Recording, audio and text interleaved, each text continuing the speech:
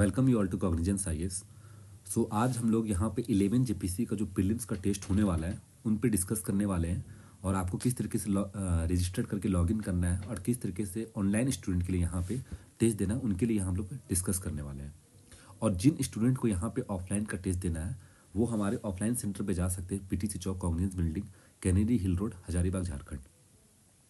चलिए हम लोग डिस्कस करते हैं यहाँ पे कि किस तरीके से हम लोग लॉगिन करेंगे। देखिए जैसा कि हमने यहाँ पे देखा हुआ है कैरियर के बगल में लॉग आउट का ऑप्शन दिया हुआ है, तो मैंने यहाँ पे ऑलरेडी लॉगिन कर चुका है।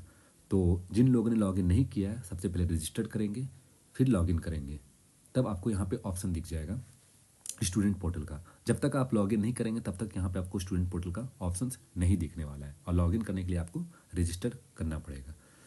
तो कोर्स में जाने के लिए सबसे पहले हम यहाँ पे जेपीसी का जो टैब है यहाँ पे क्लिक करेंगे, फिर ऑनलाइन एंड ऑफलाइन कोर्स जो सबसे बॉटम में दिया गया वहाँ पे क्लिक करते हैं और यहाँ पे आपको दिख सकता है कि दो कोर्सेज, एक इंग्लिश मीडियम में भी है और हिंदी मीडियम में। जिन स्टूडेंट को इंग्लिश मीडियम में कोर्स करना है वो इंग्लिश मीडियम क्लिक करेंगे और जिन स्टूडेंट को हिंदी मीडियम क्लिक करना है वो हिंदी मीडियम में क्लिक करेंगे।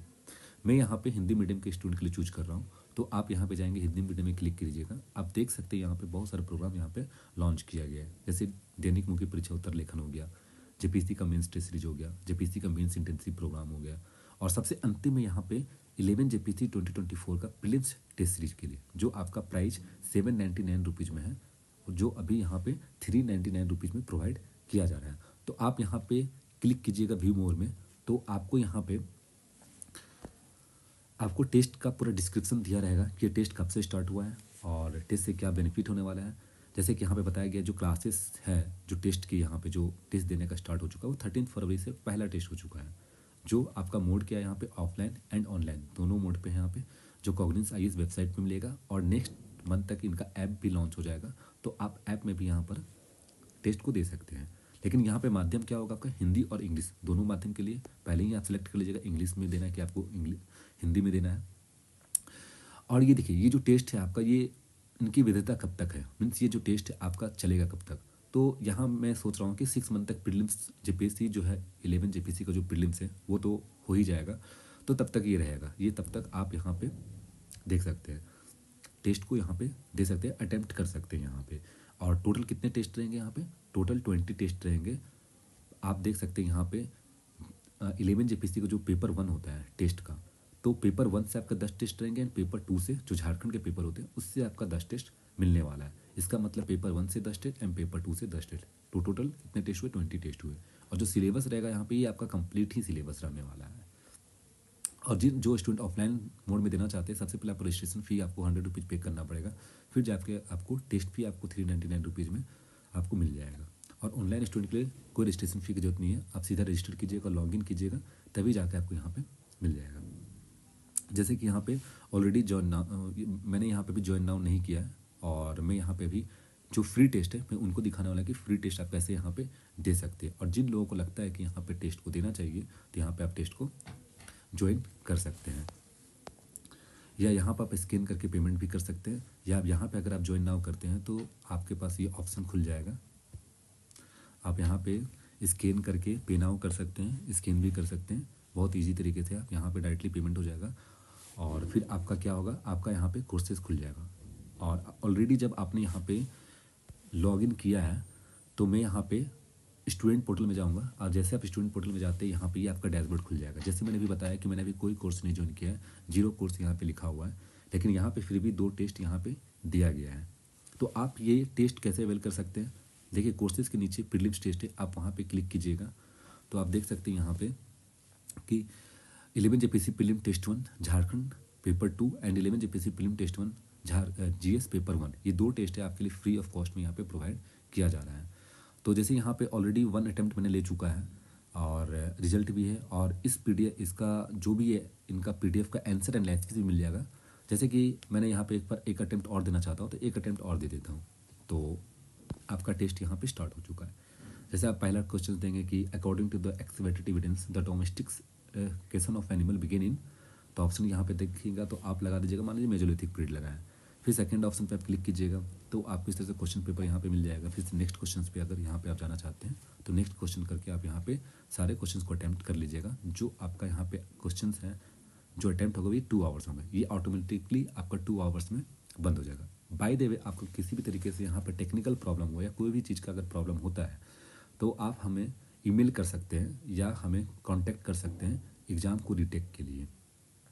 ओके, तो यहाँ पे जैसे कि हम लोगों ने यहाँ पे क्या किया कि अभी क्या करते हैं कि ये मैं देखिए मैंने फर्स्ट अटैम्प्ट ऑलरेडी दे चुका है, तो ये सेकंड अटैम्प्ट है।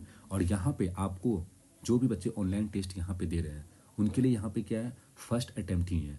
और जो सेकंड अटैम्प्ट जो ओपन होने वाला है वो आपको एग्ज़ाम से 10 दिन पहले आपको सेकंड अटैम्प्ट भी ओपन हो जाएगा उन बच्चों के लिए जो चाहते हैं कि यहाँ पे मुझे रिवीजन करना है। तो रिवीजन मोड के लिए यहाँ पे सेकंड अटैम्प्ट दे दिया जाएगा उस स्टूडेंट के लिए।